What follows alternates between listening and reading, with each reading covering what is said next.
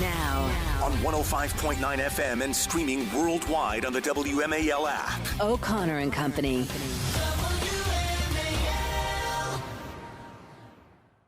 It is so Friday right now. It is beyond Friday. It's the Friday-est of all Fridays. Because it is Friday. There she is, ladies and gentlemen, Patrice Onwuka. Good morning, Patrice. It's good to see you on this Friday. Good morning. Probably think about doing 4 hours of talk radio here to wake up the people of Greater Washington. Let's do it.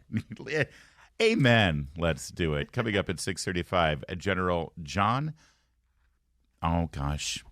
I do this every time we have this gentleman on. It's Teichert or Takert. The general will be talking about his race for the Senate in Maryland. He wants your Republican nomination, and we'll also certainly get his wisdom with regard to the scene in the Middle East right now, as the general served in the Middle East over the many years there as a fighter pilot for the Air Force. It's 7:05. Reagan Reese, White House correspondent for the Daily Caller. 8:05. Steve Malloy. He's the founder of Junk Science. We're going to talk about our brand new climate czar, John Podesta. It's Larry O'Connor alongside Patrice Onwuka. I complain about the snow a lot, right? You hear that? We both do. Right, that's right. Neither of us like cold weather. Nope. Neither of us like the snow. And we've both lived in places. Everyone here in Washington is like, oh, stop whining. There's not a lot of snow.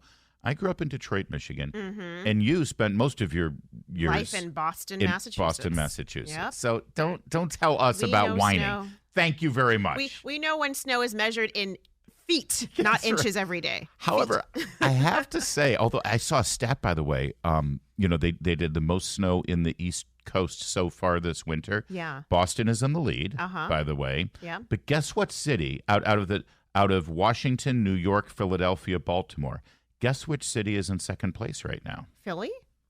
Baltimore. Really? Yes. Wow. So Philly's that dry? Maryland and north of Washington, D.C. Interesting. By the way, third is Washington, D.C. Interesting. Fourth is Philly. And the last place of all those cities is New York. New York's only had like 2.5 inches of snow so far. That's it? Isn't that wild? It's a very weird winter cycle because usually you figure Boston gets it. It goes from the north-south, right?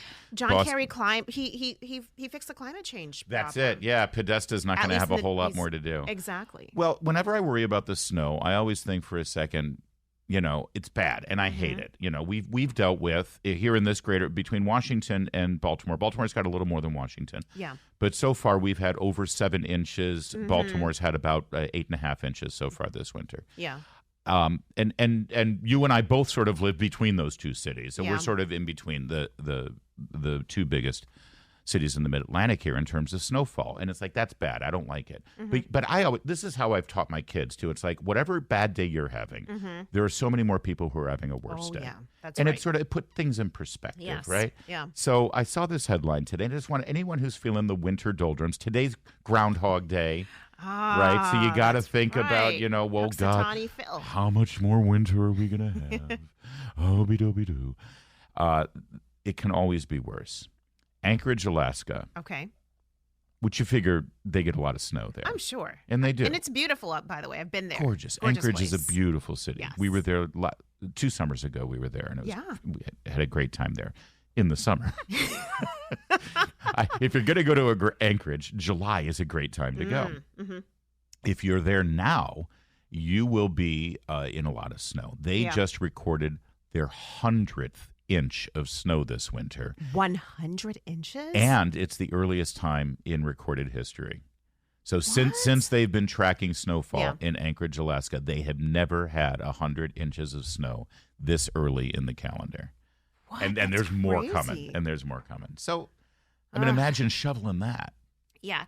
Imagine driving to work in that. Let me see. What's my math? Is that about 10 or 11 feet, something like that? That's about 11 cumulatively? feet. That's about 11 feet. Oh, my goodness. Yeah. Now that's crazy. Nuts.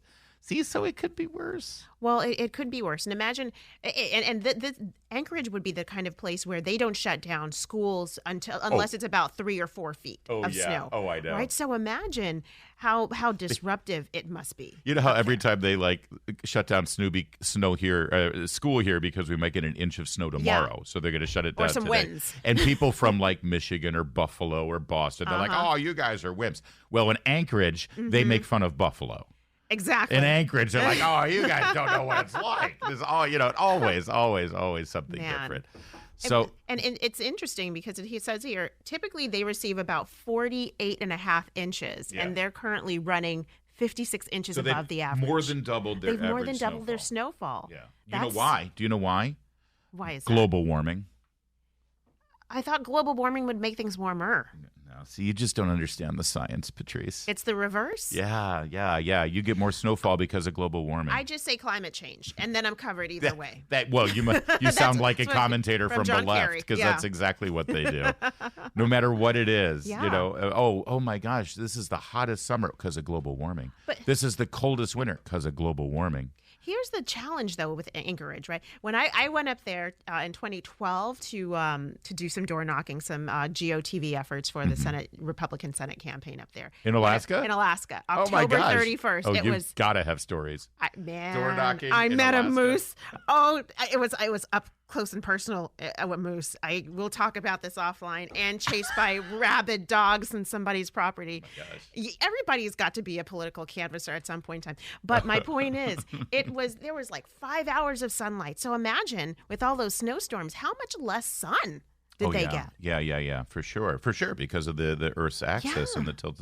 Did you see the Northern Lights though? I did. I've always wanted to do that. They woke me up, and it was amazing, breathtaking. That's fantastic. The only time I've been to Alaska is during a summer cruise, right? Because I'm a wimp.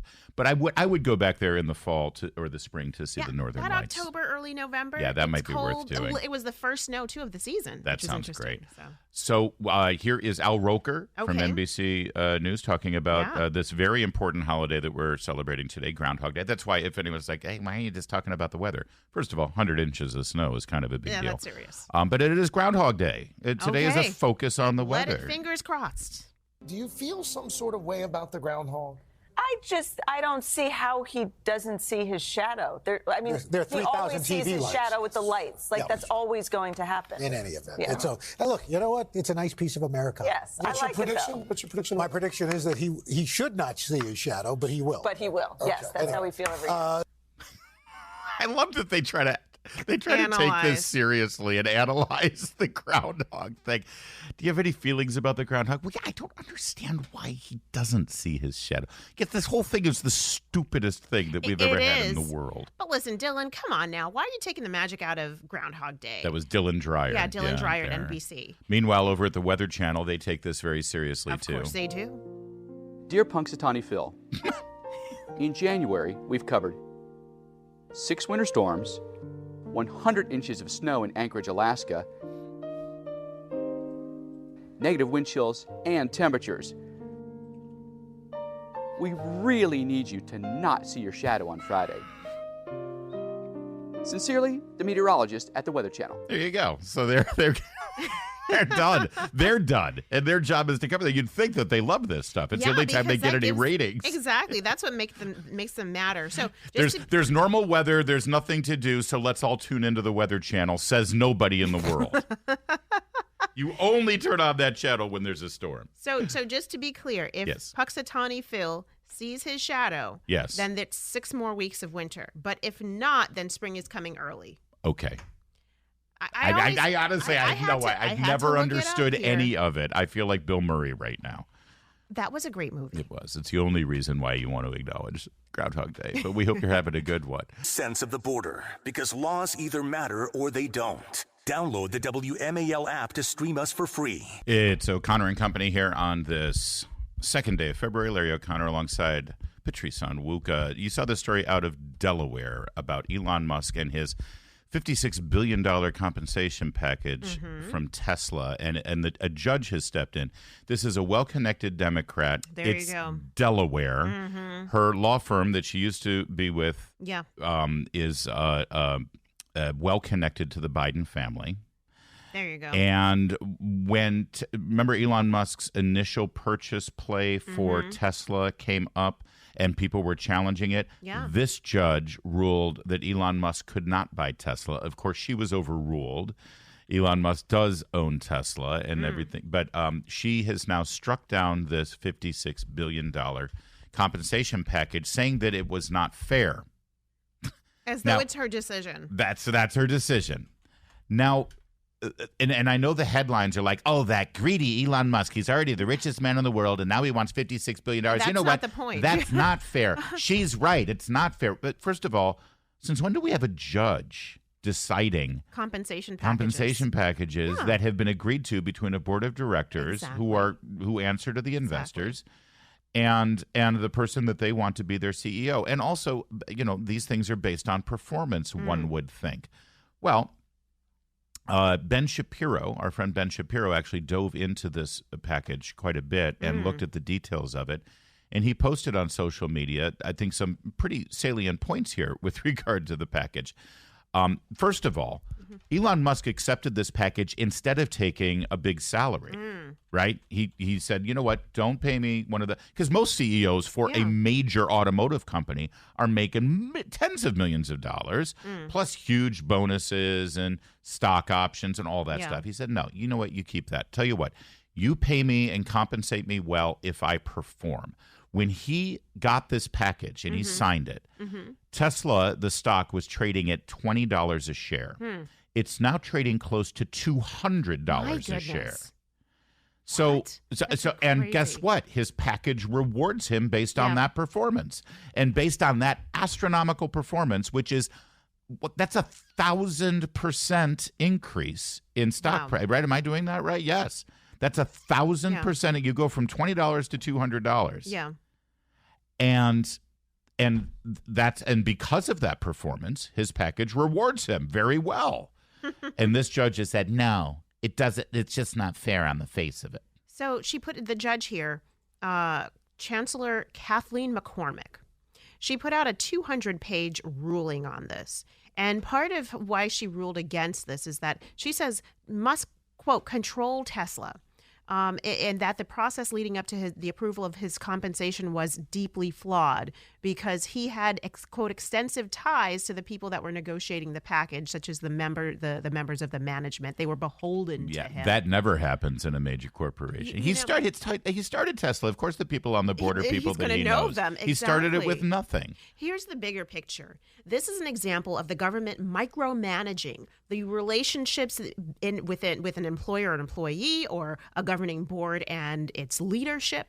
The government has no business trying to determine what a compensation package should be for each CEO or leader. I mean, when you get into that, that means every single company out there every CEO should be fearful that somebody could lodge some kind of complaint and in the right court, in the right state, that some judge who has a political axe to grind could go after them. That is that's an infringement on our economic freedom in this country. Of course it is. And by the way, Elon Musk is now running a campaign to convince his fellow CEOs to move their corporations from Delaware. That would be huge. A lot of companies incorporate in Delaware Yes, they do. for various reasons. Banking, insurance, and a whole lot of other financial services are centered in Delaware. They've always positioned themselves to be a a friendly state for businesses like that. Yeah. But this is a perfect. No, if a judge can do this, then they can do anything. And he responded, by the way, to Ben Shapiro and said this is the tip of a much larger problem in Delaware right now. And so he's now planning on moving Tesla to Texas. He's already moved all of its manufacturing there. Yeah. He now wants to move the corporation there, the incorporation, the actual place of incorporation there. Delaware, by the way, this is why Joe Biden, this is perfect that Joe Biden is the Delaware senator, right? Delaware enjoys something like 68% of the Fortune 500 companies registered in that state.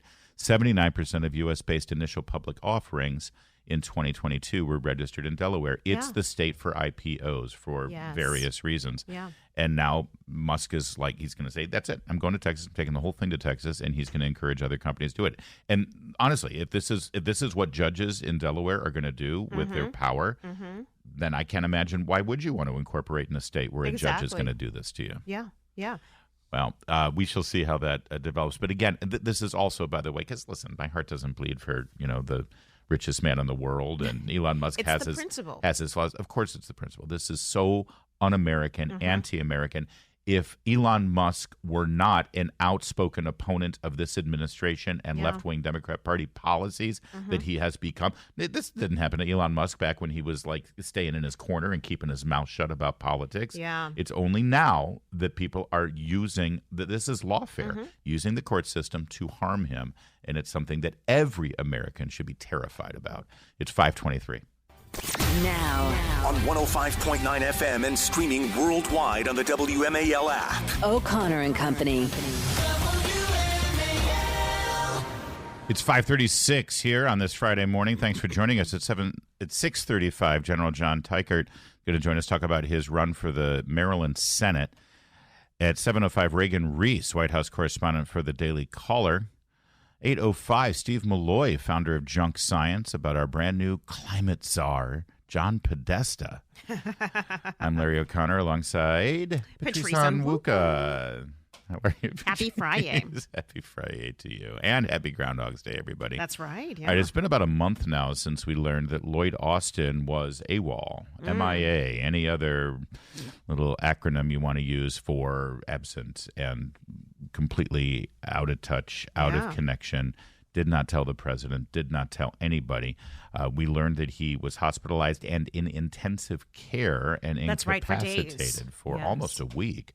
Yesterday, finally, even though we have launched military strikes, we have been the victims of military strikes. Normally, during the news cycle that we've experienced over the last several weeks, the Secretary of Defense would be a ubiquitous presence in front of cameras, giving press conferences or on Capitol Hill. But finally, he emerged like Puxatawny Phil. He climbed out of his hole to see his shadow yesterday. I want you all to know why this happened. I was being treated for prostate cancer.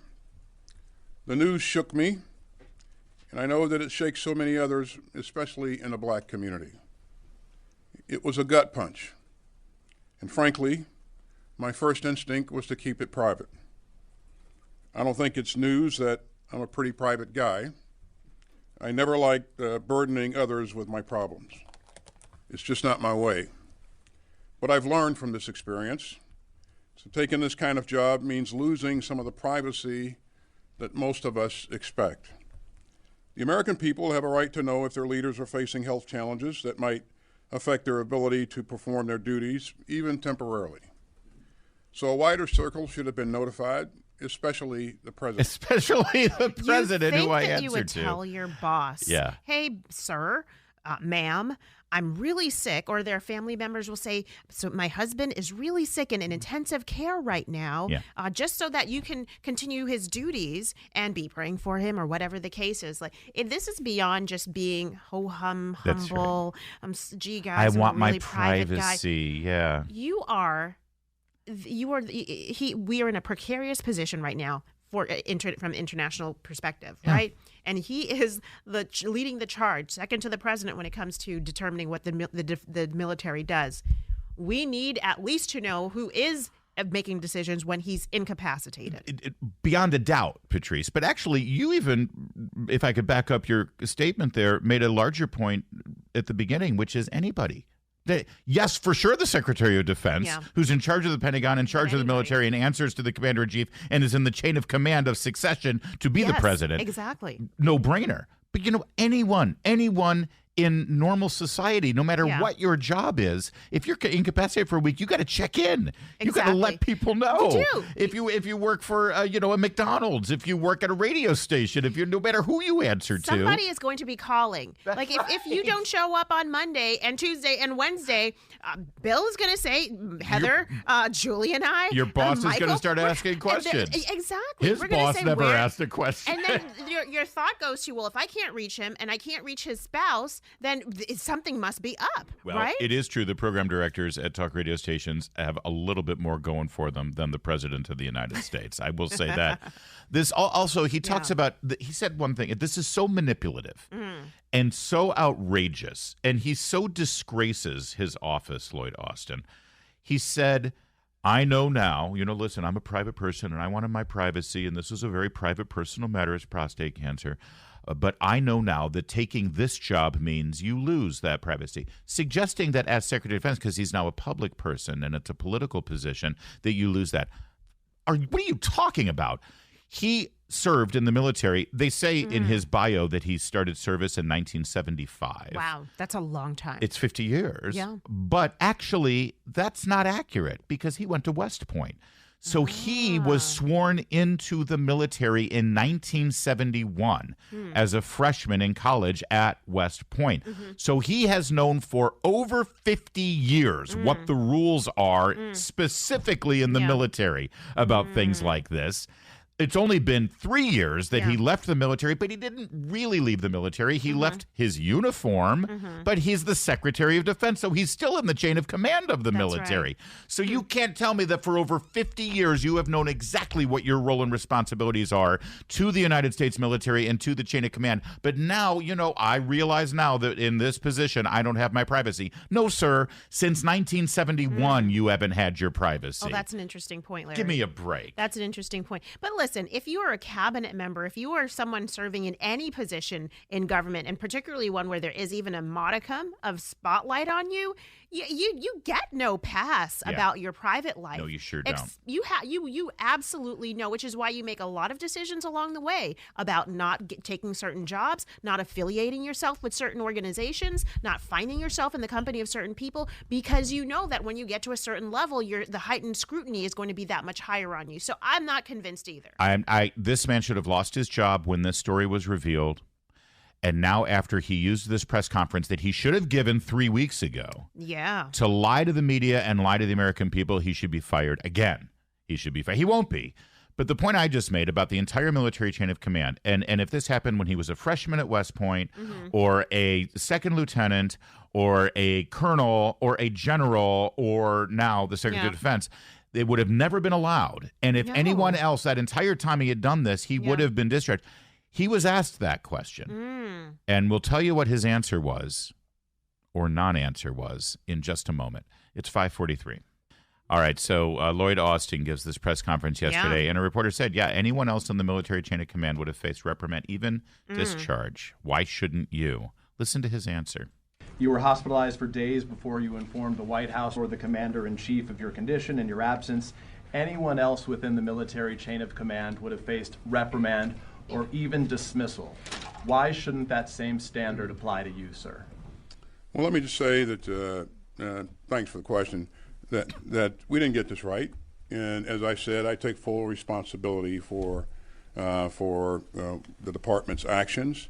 In terms of why on the second notification was not made to the White House, that information was available. I'm not sure at this point what exactly happened, but I think details will play out as the review is conducted. But so no answer, basically. By the way, we didn't get this right. Who's we exactly? And the department. You're responsible for this, sir. Buck stops with you.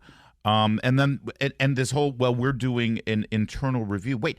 You're the Secretary of Defense. This is about you and your health and your communications. Yeah. Are you telling me you told people to communicate this? He said the information was available. He wasn't sure why it didn't get. What does that mean, information is exactly. available? He is a man. He's making it sound like there's some machine that does this for him. Well, but he picks up the phone and says, hey, guys, I'm sick and I'm not going to be in. If he's incapacitated, the person who is responsible for him, namely his spouse, I would think, has a responsibility also to say, okay, or to the chief of staff, that information needed to be not just left out there in the ether, right, but actually directed to the president, to his boss, and communicated across the board. All right, you're extending a ton of charity and grace, and that's why we love you, Patrice, because you are one of my better angels, and you keep me from. So let's say you're right. Yeah. Let's say suddenly Lloyd Austin is incapacitated and he's incapable of communicating this. Yes. He's got a team around him, right? And they didn't. They refused to. They didn't tell the president. They weren't proactive. They didn't let. In fact, we've got audio of someone calling 911 saying, "Don't come in. We're keeping this on the down low. Turn off your lights. Don't when use you're your lights. in the Don't ambulance." use your sirens." Yeah. Okay. Let's say that's what happened. Then Lloyd Austin wakes up. He finds out that that's what happens. And you call the people in who kept this a secret and said, you violated procedure, you violated policy, you violated basic military code of conduct. Yes. You are fired. You are dismissed. Yes. Here's your walking papers. Yes. Did he do that? You said that you never directed anyone to keep this from the White House. Did you direct your staff or others to keep it from the public and from other senior staff members? And if you did not, has anyone been disciplined for doing something that you did not tell them to do? And then just quickly on Iraq and Syria, what is your response to the KH statement today that they are postponing or not doing any more attacks? Thank you. Good morning, Lita. To answer your question on whether or not I directed my staff to conceal my hospitalization from anyone else, the answer is no. In terms of my response to KH's statement. Never answered whether anyone was disciplined when he woke up. No. And by the way, follow-up question. You didn't tell anyone to keep this a secret, and yet they did. So can you answer to the culture in your office right now? Why did they assume you wanted this secret? Right. That's right. He can't speak to it. Can I just be a slight conspiracy theorist? Oh, please. Yesterday is February 1st. One of the first things he said out of his mouth is, this is an issue that a lot of black men deal with. Do you think, is it possible that the reason why he held it on February 1st, the start of Black History Month, and dropped that kind of, this is a black issue, a black man would be doing this. This is I'm thinking through the lens of black, of the black experience. Maybe that's my colored tinfoil hat on, but I don't think it's coincidental. So it adds to the sympathy thing. Exactly. So, you would expect a white Secretary of Defense to be forthcoming about their prostate cancer. But not a black man. Black men, they're a little different about this. I'm just putting it out there. It doesn't make it right. No, in fact, it's even worse if that's the case. You went to the hospital on December 22nd. Was your staff aware that you'd gone to the hospital? And if so, why didn't they tell the White House? You went back to the hospital on January 1st, and an aide told the dispatcher, when the ambulance arrives, no lights, no sirens. Did you direct the aide to say that? I asked my assistant to call the ambulance. I did not direct him to do anything further than just call the ambulance. And so what he said and why he said it, I think that should come out in the review as well. Wait, why do you not already have an answer to that? Yeah. It's been 2 weeks since we've had that information. You can tell they have been carefully thinking this through, planning exactly what he was going to say. 100%. And anytime anyone asks anything, and say, well, we're going to do an internal review and that'll come out. Yeah, this will come out. This will come out 9 months later. It shouldn't take 9 months to figure out what happened here. And it's going to be so milquetoast. Of course, it'll be buried in the news and it won't matter because maybe classified. Because we'll be in a full-out boots-on-the-ground war by Thank then. you. So no one's going to notice. December 22nd, when you went to the hospital the first time, was your staff aware? And if so, why didn't they tell the White House? When I went to the hospital on December 22nd, I went in for that procedure. My duties were transferred to the deputy. That was planned, and I decided to stay in the hospital overnight. Didn't have to. Decided to stay there overnight because of the anesthesia that was involved.